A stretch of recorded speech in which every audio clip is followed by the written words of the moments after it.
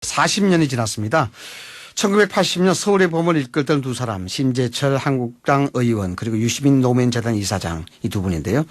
김대중 내란음모 사건 합동수사본부 수사 시에 진술서를 둘러싸고 진실공방이 화제가 되고 있습니다. 왜 지금에서야 하고 이런 얘기 하느냐라고 말씀하시는 분은 많은데 또 반면에는 역사적 진실도 중요하다고 강조하시는 분은 많습니다.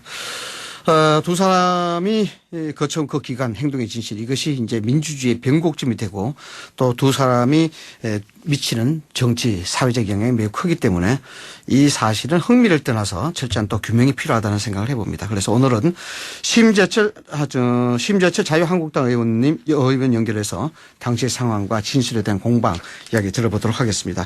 의원님 나와 계십니까? 네, 안녕하십니까? 네. 이 부분 지금 진실 공방이 벌어지고 있는데 40년 전의 일이긴 합니다만 유시민 노무현 재단 이사장의 진술서 발언 방송 내용 보셨을 때 어땠습니까, 의원님? 한마디로 좀 착잡했죠. 네네. 사실이 아닌 것을 사실이라고 얘기를 하면서 왜곡을 하고 네. 그리고 이제 그 과정에서 자기는 이렇게 잘했었다라고 하고 네네. 본인의 행동을 미화를 하는데 네네.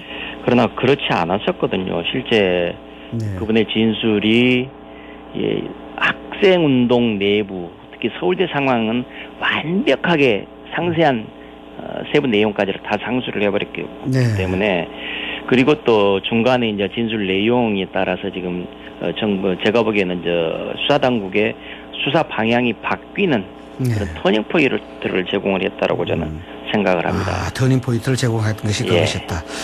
그래서 이제 1980년대 직접 쓰셨던 진술서 그리고 유시민 이사장의 진술서까지 공개를 하셨는데 이게 쉽지 않았을 것 같은데요.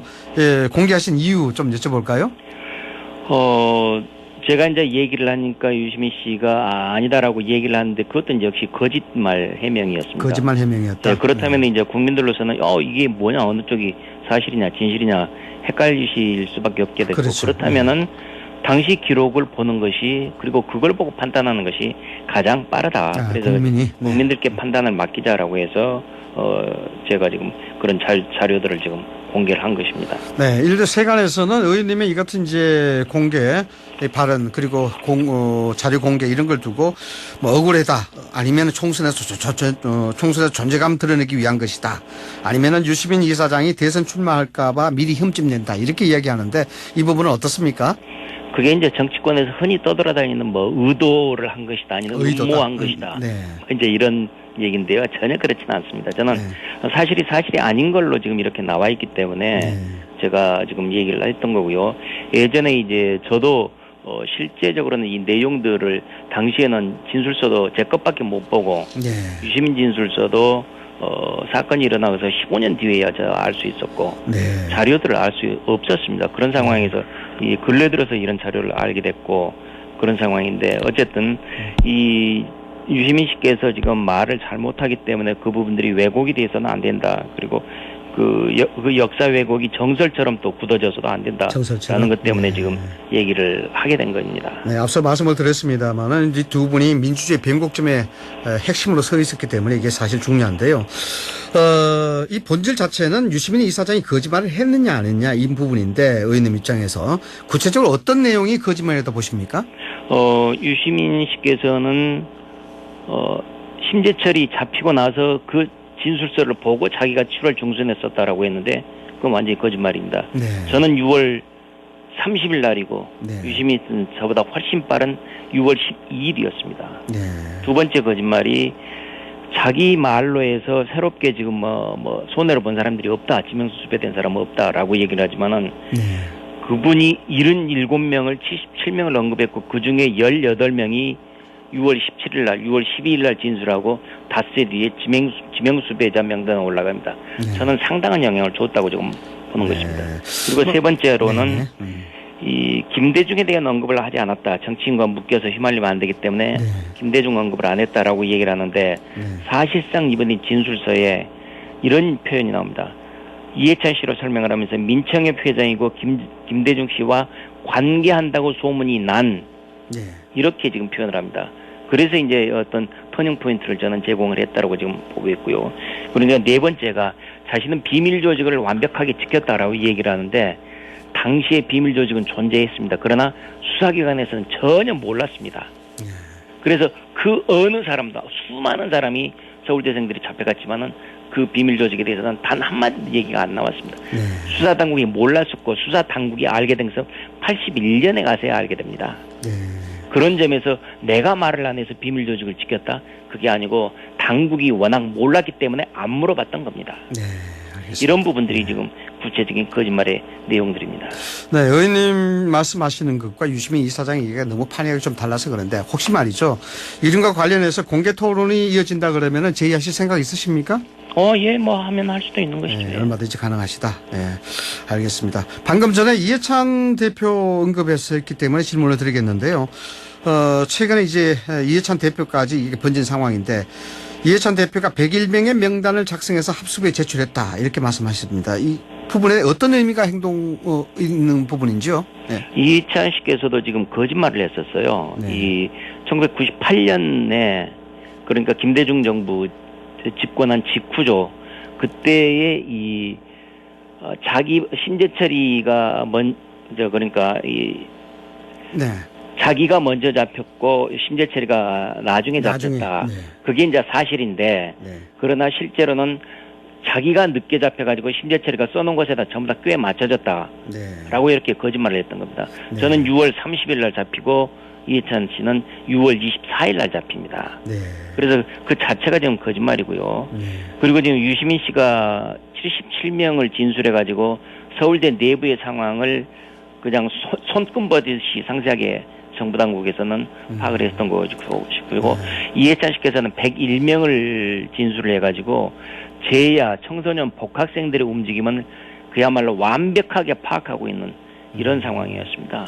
그래서 왜 그렇게 아무리 고통스러운 이 취조 수사받는 게 대단히 고통스럽긴 하지만은 왜 그렇게까지 상세한 얘기를 할 수 있었나. 그리고 더군다나 이해찬 씨께서는 표로 만들어서 아예 구체적으로 이렇게 할 필요가 있었겠느냐. 대단히 의심스럽습니다. 거기에 이해가 잘 안 갑니다. 네. 의원님, 일각에서는 이 논란을 두고 말이죠. 사실상 모두가 피해자가 아니냐. 당시 군사 정권 시절이었는데 폭압에 못 이겨서 작성된 진술들이었는데 이 진위 공방 자체가 그런 측면에서 보면은 의미가 없다. 이런 의견을 많이 보이고 계십니다. 이 부분은 어떻게 생각하십니까? 물론 뭐 그럴 수도 있는 것이죠. 그러나 그에 대한 이제 사전 전제는 뭐냐면은 본인들이 역사에 좀 더 겸허할 필요가 있죠. 그리고 이게 내가 했던 것이 내가 잘해서 잘났다라고 내 말이 자시다라고 지금 뭐라고 얘기하는 거 이건 아닌 것이죠. 실제 자료를 내놓고 그 자료에 대한 팩트를 어떻게 해석할 것이냐 그건 이제 역사가들의 몫이지만은 실제 그 일을 겪었던 저희들로서는 역사의 아픈 부분인데 그렇다면 역사에 대해서 좀 더 겸허하게 이 대응을 하면 되는 것이지. 그리고 당시 사실이 이 폭압적인 상황에서 했기 때문에 좀 거짓말이다. 그렇지 않습니다. 예를 들어서 유시민 씨 같은 경우는 완전하게 창작을 했다라고 얘기를 하자면 제가 보기에는 학기 초에 신재철이를 만나게 된 과정 3월 달에 처음 만났다고 했지만 이미 3년 전부터 알고 있었거든요. 3월 달에 처음 만났던 그 사실 하나만 잘못돼 있고 나머지 학내 상황에 대해서는 누가 언제 무엇을 어떻게 했고 학교가 어떻게 돌아갔다는 것을 100% 아니 99% 팩트입니다. 그래서 유시민 씨 진술은 창작이라고 하지만 아닙니다. 99%가 사실에 맞습니다. 그렇기 때문에 진위 공방을 해서 이 옛날 것 거짓말을 어떻게 믿느냐라고 하지만 절대 그렇지는 않습니다. 팩트 자체는 존재했었고 이것을 어떻게 해석을 할 것이냐 그 차이가 있었던 것입니다. 그러면요, 의원님, 유시민 이사장이 이런 진실 공방 통해서 무엇을 고자 한다고 보십니까? 글쎄요, 뭐를 생각하는지 그건 저도 잘 모르겠습니다. 뭐 그러나 아무튼 이 과정에서 자신의 예능 능력은 좀 발휘하고 예능 능력. 뭐 존재감 좀 드러내고 하고는 있는데 왜 무엇 때문에 지금 이렇게 지금 하셨는지 이해가 잘 안 갑니다. 역사의 한 자락인데 이걸 예능으로 푼다는 것도 좀 이상한 얘기인데요. 자, 마지막 한 가지만 여쭙겠습니다. 황교안 대표 내일 광주 방문 논란이 일고 있는데 민병두 의원도 조금 전에 인터뷰에서 이렇게 적절치 않다고 얘기했는데 의원님 보시기에는 어떻습니까? 제1야당의 대표가 대한민국의 어느 지역인들 왜 못 갑니까? 그리고 그리고 저는 이것이 지금 가서는 안 된다라고 하는 이거야말로 낙인찍기고 그다음에 지역 감정을 조장하는 그 반역사적인 그 생각이라고 저는 생각을 합니다. 그리고 또 지금 광주에서 봉변을 일부러 당하기 위해서 오는 것이다. 이런 얼토당토하는 음모론 가지고 얘기하는 것 대단히 부적절합니다. 대단히 부적절하다. 예, 선거 기간도 아니고 그리고 예전에도 5.18 기념식 때 저희 자유한국당이 참석했었고 이런 부분들에서 분명히 저희들이 뭐 호남이라고 못 갈 겁니까? 못 갈 지역입니까? 아니죠. 네, 저희들이 알겠습니다. 그런 점에서 지금 황교안 대표께서 이번에 광주 가시는 건 저는 의미가 있다고 봅니다. 네, 알겠습니다. 저희들이 그 심재철 의원님께 인터뷰를 요청한 것은 이 40년 전의 사건, 이 사건 자체가 역사의 한 자락이기 때문에 이 부분을 단순히 이제 흥미 위주로 접근해서는 안 된다는 생각 때문에 이제 인터뷰를 요청했던 겁니다. 인터뷰 응해 주셔서 고맙고요. 이 부분에 대해서 이제 철저한 규명 이것도 좀 필요한데 유시민 노무현 재단 이사장께서 반론 또는 해명을 원하신다면 언제든지 저 아침 저널 연락해 주시면 자리하도록 그렇게 하겠습니다. 이 사건이 김대중 내란 음모라고 이름이 붙여져 있으니까 네. 국내에서의 내란 음모 부분만이 생각이 되는데 실제 김대중 씨께서 사형을 당한 선고는 일본에서 반국가단체 한민통의 의장 그래서 반국가단체 수괴를 했던 것입니다. 그리고 이 국가보안법에 반국가단체 수괴는 일단 유죄가 되면 무조건 사형이에요. 다른 형이 없습니다.